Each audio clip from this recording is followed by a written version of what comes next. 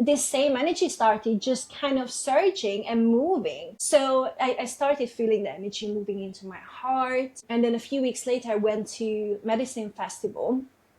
And I remember the whole time when I was there, I was asking people, I'm like, do I have a pimple coming through my forehead? And then I found this incredible painting of Kalima at the time. And she's literally like tearing through a dimension, and you can see the activation in the womb, in the heart. And that's kind of like when it all dawned on me that that's that feminine life force that is literally moving through and tearing apart. And Kalima is the archetype that is here to destroy and cut through all the illusions, all the density, and everything that is our non-self. All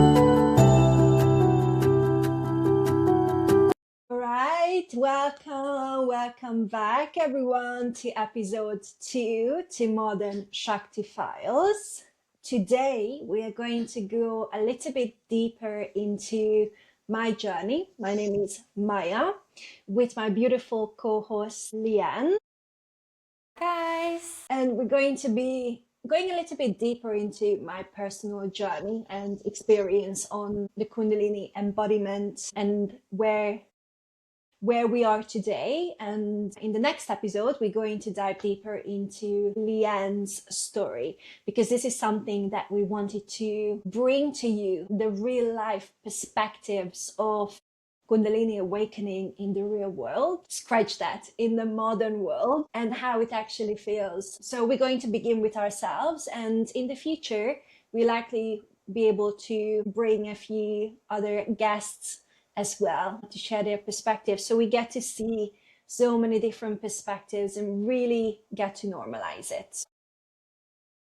so we're going to start with a little bit to do with upbringing. And the reason why we're talking about upbringing is because in relation to nervous system, which is related to our energy field, we all have different cultural, societal upbringings which impact how our energy field and our nervous system develop. So the question that I wanted to ask you is, what kind of upbringing did you have, and how do you think that has impacted your nervous system development, your energy field, and the whole process of awakening? Yeah, that is a very good question. And I think something that we will eventually find out, being a pretty common dominator, is that often souls who choose to have a very deeply embodied experience eventually in their lifetimes will, in some shape or form, choose to have a very challenging upbringing. So I personally have a background where spirituality, or the sense of woo-woo, in a way, wasn't absent. It was quite accepted, because we didn't have a specific religion that we followed. But also at the same time, my upbringing or home environment was incredibly unstable. So I learned from a very early age to be hyper vigilant to my environment, to the moods of people around me, in order to keep me safe. And also with that, I naturally learned to kind of suppress my own emotions and feelings, which in hindsight, looking back at it, makes a lot of sense, because that is part of the journey of Kundalini, to really be able to reconnect with these sensitive parts of us and be able to own them and step into them and feel them, and act from the body's wisdom. So it's a very interesting experience, because my soul chose the perfect family and the perfect environment to make sure that I can have that experience of density and challenges, and in a way, like the beginning of my darkness, where I feel so disconnected from that safety, from that deeper unconditional love and connection, that I eventually was able to tap into through the Kundalini journey, and understanding what this innate power or connection to pure consciousness actually teaches you. And that is that safety, no matter the environment that you are in. So yeah, so my upbringing certainly set me up to be able to see the contrast to what the embodiment journey is here to bring. And if you were to say, obviously through them kind of upbringings, we all have shadows, right? So we all have aspects of pain, deep pain, that then resulted in certain emotions and stuff like that. So if you were to maybe talk about maybe two big kind of experiences for you growing up, what would that be like? So I'll give you an example, like, and we'll talk into this in next episode, but I was significantly bullied as a child. I was gonna say that actually. Yeah, I took it from you. I took it straight from you. Yeah. No, that's so funny, because this is a very, we keep talking about this all the time, that this journey is so unique, but yet there is so much resemblance in its own unique way. I certainly had that experience when I was like, especially in primary school? Yes, primary school. And that's a very interesting space to be, because when you're being bullied at such a young age, you don't really understand why. There is just something in you that triggers other kids, and you kind of want to just dim your light and dim yourself so much that, like, you kind of just want to contract so that you are almost unseen and invisible. And that is something that we eventually have to overcome, because owning a power from a very young age has been associated with unsafe. Yeah. Okay, so a big thing that people want to know, and I want to know, is what actually led to the Kundalini awakening? How did the process start to happen? What triggered it within you? Yeah, it was a very interesting journey for me. Like I said, spirituality has always lingered for me from a very young age. Like, I was studying the law of attraction when I was 18, getting really deep into rabbit holes about universal laws and principles. But at the same time, I wasn't really living an embodied spiritual lifestyle. So I was still going through the challenges and the scarcity and the fear and the suffering of a very career and identity orientated lifestyle. And with that came also a lot of numbing, partying on the weekends, drinking, trying different type of substance, anything really that, just brings that sense of relief or disconnection from the reality that I just didn't understand how to sort of break free from. And I am so convinced that we all have these soul contracts in one shape or form, where our souls kind of agree to that, if by a certain time I don't choose to change and take radical responsibility for my life, I'm going to have this particular, so we have so many soulmates who can kind of just come in and either by a shock or a heartbreak, really shake us up to the extent that we have no choice but to start doing the work. And that's pretty much what happened to me. So I had a relationship, and it was interesting because in the whole, we were together for about 2 years. And I knew during those 2 years that when we gonna break up, if I used to say, if we break up, I knew we will, this is gonna hurt like hell. And I was getting ready for it because I knew that that's gonna be something so powerful. And it was, because when we did break up, all of my old coping mechanisms no longer worked. So I had to start looking for different ways to deal with the pain, from the breakup, and also from everything else that was crumbling with it. So I started working with plant medicine. One of them that was very powerful for me at the time is rapé, which is this tobacco shamanic snuff. This is non-psychoactive, but it's incredibly powerful to sit and ground into the body. And it kind of peels certain layers by layer, like an onion. It starts peeling you day by day when you sit with it in ceremony. And I started to work with tarot and just done a lot of research. And as I was sitting in ceremony, I naturally started to do inner child healing work and kind of like travel back, seeing younger versions of me, tracking, you know, the emotion, like the pain that comes. And then it takes me into a connection of like, this was when I see myself being a 4-year-old little girl at the playground. Nothing I remember consciously, but by tracking the emotion, I was able to go back and start repairing these little threads within me and really just start discovering that connection that I can drop into from within. And eventually, I fast forward maybe a year or 2 years later, I reached the point where my body got kind of cleansed enough for having a spontaneous Kundalini awakening. When I met another partner and we were intimate, my body just started shaking spontaneously.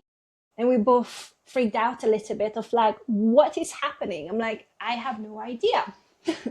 Until like it's just something that just happened. So it was a very interesting experience. Then a week or 2 weeks later, every time I was dropping into ceremony, because then I had this practice to daily kind of drop in and connect, either if I would be sitting with rapé or I just do a meditation or a movement. And this same energy started just kind of surging and moving. So I started feeling the energy moving into my heart. And then a few weeks later, I went to Medicine Festival. And I remember the whole time when I was there, I was asking people, I'm like, do I have a pimple coming through my forehead? Because something is tearing here. And then I found this incredible painting of Kalima at the time. And she's literally like tearing through a dimension that she's stepping through. And you can see the activation in the womb, in the heart, and the third eye. And that's kind of like when it all dawned on me that that's that feminine life force that is literally moving through and tearing apart. And Kalima is the archetype that is here to destroy and cut through all the illusions, all the density, and everything that is our non-self. So I brought the painting home because that's what you do with such a powerful goddess. You bring it right on your altar, buckle up for the ride that's yet to come. And and then I looked online a little bit and I started to find some videos at the time where I seen people kind of dropping into an energy healing. They called it Kundalini activation, and I saw their bodies moving. I'm like, oh, that's very similar to what my body does when something happens to me. So it kind of came to my awareness that that's probably what this is. So I booked the session, Kundalini activation session. And I remember like the first time just kind of laying there, I'm like, what's going to happen? And then all of a sudden you start feeling the tingling, the sensations, and your body just starts moving. And it's really weird because you're like, what is going on? So that was a whole incredible process. But I think the very powerful part of it was it's just like how quickly I started noticing my baseline shifting. Like that was up until this point, I did some really powerful changes and healing. But when this energy started to really move, that's when the real shifts started to happen and unfold. And that's when I started noticing that shift within myself too. So then I found my teacher. I done a Kundalini activation facilitator training, which was a whole other thing. Like that just cracked open everything. When I walked in there and you're in the energy intensively for several days back to back all day long, and all of a sudden it's just like everything comes back online. Like I started channeling light language. I'm like, why am I saying this weird stuff? I have no idea, no control over this. Why am I seeing myself and my intergalactical versions of me? Why am I a mermaid and now all of a sudden flying in another ship? Like, what is this weird thing? And why do I feel like going to the tree and talk weird languages? And I feel like I'm anchoring roots, and all of these crazy mystical stuff just started happening, which is normal. And that's, the beginning of the journey. And yeah, and there's a whole other story after this. So, kind of already answered this question, but I'm going to ask you anyway. How did you know what it was? Maybe expand on that a little bit. Yeah. And how did you start to integrate it? Obviously, we've talked a little bit about you were looking online and you found another activator. You also used Rapé. You've done kind of deep transcendental inner child meditation. What helps you to integrate the experience? So the interesting part, I think, is coming out of my facilitator trainings. After it was like 4 days back to back, like all day type of training. And after that, we had 3 months online as well. So we were meeting every week with our teacher and we were dropping into the energy again and just continue sort of building upon what we have opened up to. And what was interesting for me is that after that, we were sort of ready to hold space for others. But I personally wasn't ready. Like in my mind, I understood that's what it was. But the first year for me, I constantly doubted what this is. Like I rejected it so many times. I was like, this is some demonic something. Like maybe this is just all imagined. It's how this can't help people. And you start hearing like all of these things start coming at you that if you work with energy and you hold space for other people, you're gonna take on their karma because you are like doing all of these things that they need to experience and da da da. And the thing is that I didn't know any better. So I had to genuinely question every single doubt and fear that was coming up. So I took a whole year, to be honest with you, after the training and not held space publicly. Like I would be having my little ceremonies for myself and for my friends, but I nowhere felt ready to be able to stand by whatever this is. And now, like looking back at it, I understand why, because that was part of the journey. Like it's not something that you can essentially just go out there, study and go and teach other people, because you have to live through the fears and the doubts and the dismembering and overcome it within yourself first, to then be able to integrate that energy so you can stand in your power fully without any doubt, without any fear, because you have already walked that darkness. Every single question or doubt that's possible to come up about what this energy is, I've already alchemized it. I love that, and that resonates so much. I had such a period where I was going through the exact same thing.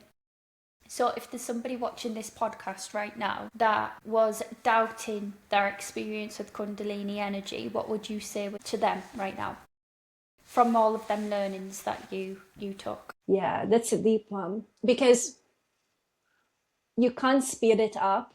It's just gonna take as long as it has to take, and just to stay connected in knowing that everything is working in your favor and for you, no matter how hard and scary it seems right now. It's almost like you know what question I'm going to ask you next, and then you answer it.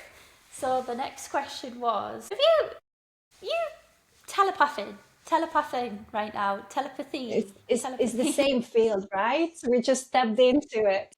What challenges did it bring to the surface and how did you overcome them? So obviously the fact that you took like a year to integrate is absolutely incredible. Like, you're looking at them doubts, you are challenging them doubts, you're challenging yourself, you're doing the research. What other challenges did it bring and how did you overcome them? Yeah, so beyond questioning what this energy is and whether it's real and whether it is something powerful, there was also a very strong element of all the identities that starts to fall away with it. Where I am no longer just someone who wants to have a particular type of career and achieve a particular type of goal and have all the normal desires, all of these things slowly started to not really excite me anymore. And that's also a very challenging process, because then you start questioning yourself of like, I'm probably losing my mind because I was so ambitious and I knew if I just work really hard in this company, I can, build a team, and I don't know, like this classic corporate stuff that we are being told that we should want to have them as goals in our lives. And those started to break away at the same time. So I'm sitting here with this energy that's sometimes I think it's maybe people are right and it's evil and I shouldn't even, tap into it. But also at the same time, I'm losing desire and drive to continue wanting to build a corporate future. So everything is now kind of dissolving at the same time.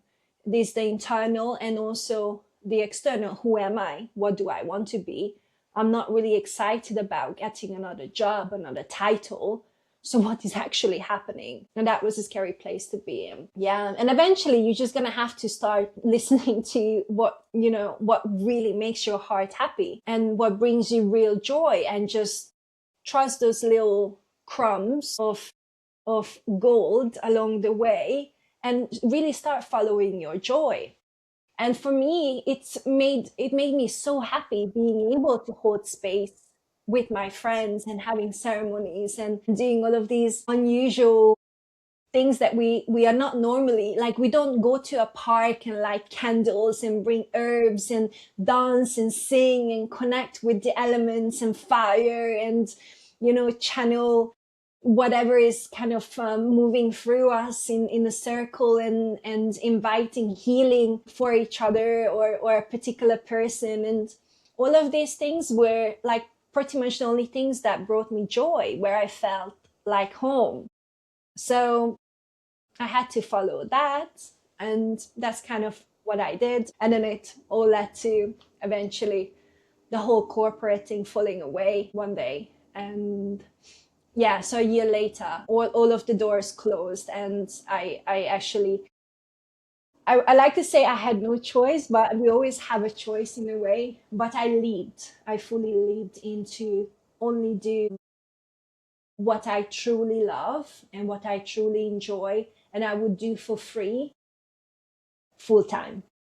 And that's holding Kundalini ceremonies and energy healing sessions, one-to-one, in groups, teaching, and everything, all the beautiful things that come with it.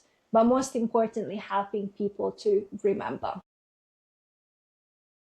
So what excites you right now, and what are you excited for looking forward? Obviously, very much I know that you're in flow with things, but it's okay for us to have desires. It's okay for us to want more for ourselves and create that within our being, within our life. So what are you looking forward to? So right now, where I am with my business and the way I teach and hold ceremonial spaces is very much in a space of empowerment and teaching and really helping my clients who come to join these sessions to feel this power within themselves and to learn how to, once they leave the session, so they can really understand that this is something they can access all the time.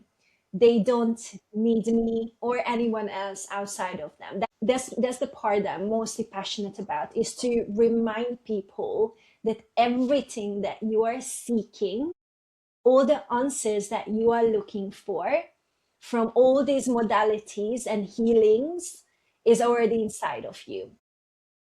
Number one. Number two, there's nothing to heal. You're already whole. You just need to discover these parts of you and go deeper within and find that whole beautiful person and the intelligence and the wisdom that's already inside of you. And you do that through your body. The deeper you connect with your body and you learn how to listen to its wisdom and to its intelligence, the stronger the signal is going to become. So I'm very excited about a program that we have launched recently, which is called Shakti Dance Flow. And this is a 5-week journey. We lead them online via Zoom, and also and it's live. And I'm also going to run them in person in London. And during the 5 weeks, we journey through each of the elements. So we start with earth, fire, air, water, and then we integrate. And the reason why we do that, because Shakti moves through all the elements as well.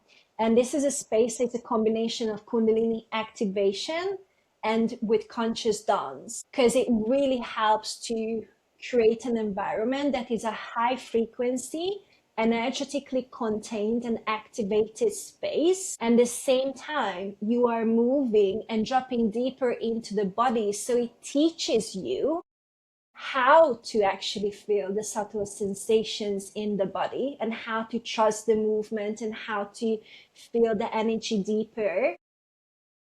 And from then, if you then decide to, I also do one-to-one sessions, to drop into like an energy healing session, for example, where you fully drop into surrender, you're going to be in a state where your body can actually receive, which is so important. And that's another thing I do as well, like in one-to-one sessions, is to really teach how to tap into, how to open up the body enough and get out of our minds enough, so we can start listening to our bodies. Because I don't heal and I don't push energy into anyone. I only activate my own highest frequency. I tap into my own energy, and I step aside and I allow source consciousness to move through. And if your body's intelligence chooses to attune itself to that frequency, then that's when magic starts to happen. But it's entirely up to you. Yeah, that was beautiful. And I was just about to say, how can people find you? I'm not even going to go. I'm just going to leave this podcast right now because you don't even need me. How can people find you, and how can people work with you? So my website is enchantedlifebymaia.com. So basically my name, Enchanted Life by Maia, is the same on Instagram, is the same on my website, and all my handles. So we can link the website in the description here.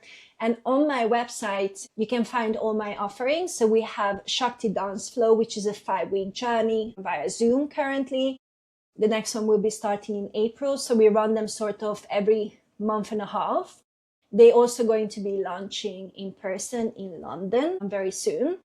Also one-to-one sessions. So it's usually a 2-hour energy healing session that can be booked on my website. And I also do one-to-one private Kundalini Shakti teaching, tutoring. So essentially, if you are someone who is going through the Kundalini journey, and you're looking for a mentor or tutor to help you through that process in embodying and mastering the energy, that is something that I help people with one-to-one as well. Beautiful. And just before we finish, because we're about done for time now, but just before we finish, mine and your experience of the awakening, we have had very vastly different experiences, which is what makes this podcast super, super important. Because the way the energy has expressed through me is very different to how it's expressed through you. Now, can you just in like maybe 1 to 2 minutes describe how your unfolding of the experience happened to you, so that when I then talk about my experience, they're going to understand the differences between how they work? Because if somebody wants to work with you on a one-to-one basis, your ideal client is very different from mine because of our personal integration process. Yeah, for sure.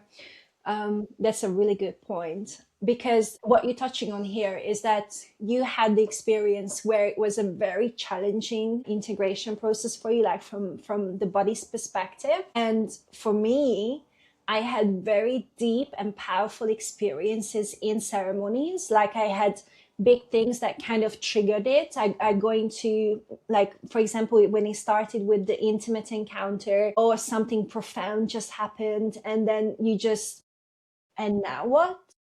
And then you go into another ceremony and something incredible, and you just, things crack open, and you were like on, I don't know, 10-dimensional whole different frequencies, and then you walk out and back to normal life. And now what do I do with all of this? Because it's not like then I walk around and I feel weird all the time. I don't have these so-called symptoms that I need to be aware of.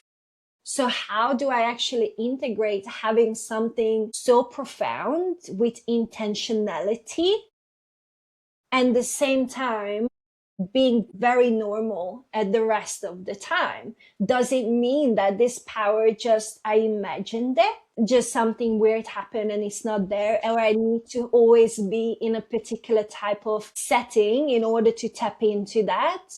Do I not have access to it anytime I wish and want? And that becomes also, it's kind of like the other side of the sword, where you invalidate your own experiences as it just, one off, or it's something that happened and is separate from my everyday life. And it isn't, because that's the process of, for people who have similar experiences as me, is to really understand and learn that what you experience, the intensity in ceremonies, in sessions, can very much be integrated and be a very beautiful, subtle undertone in your everyday life, in your modern lifestyle. And it is something that you can eventually, with practice and intentionality, tap into, even when you just sitting in a waiting room and have time to kill, Yeah. And I think that the subtle was kind of the key word there, that like if people are having, like a real subtle experience and stuff like that, you are the ideal person to guide them through that kind of experience. Whereas on my opposite end of the spectrum, I've had some very big explosive things happen that we will go into in a different episode.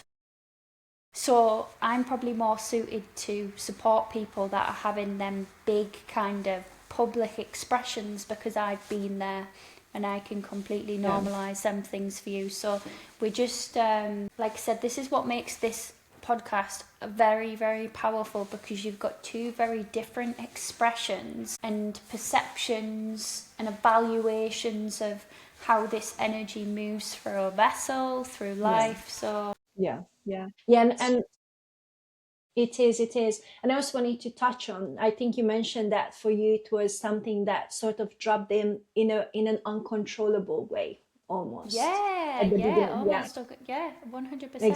Exactly. There's some deeper stories to that we will go into about some of the maybe darker things that I experienced. But it's been awesome getting to learn a little bit more about you, and a bit about like your history and this whole process for you. Thank you.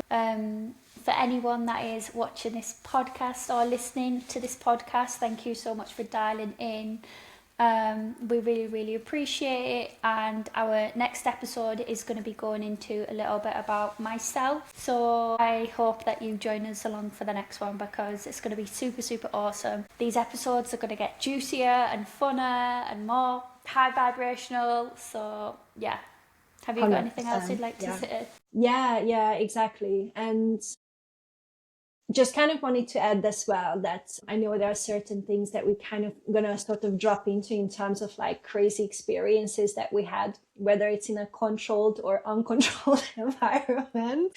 But also beyond that, if you who is listening to this have any particular questions, or you have any experiences or something that's really burning inside of you that you want to understand about Kundalini Shakti in any shape or form, just leave us a comment. We are checking our comments both on YouTube, and I don't think you can do it on Spotify, but if you watch this on YouTube, you can leave a comment to us, and we will be able to bring these questions up in podcasts. We have a lot to talk about, so anything that you want us to touch deeper upon, feel free to connect or drop us a message on Instagram. We are very responsive, I think, majority of the time. So yeah. Thank you. Bye.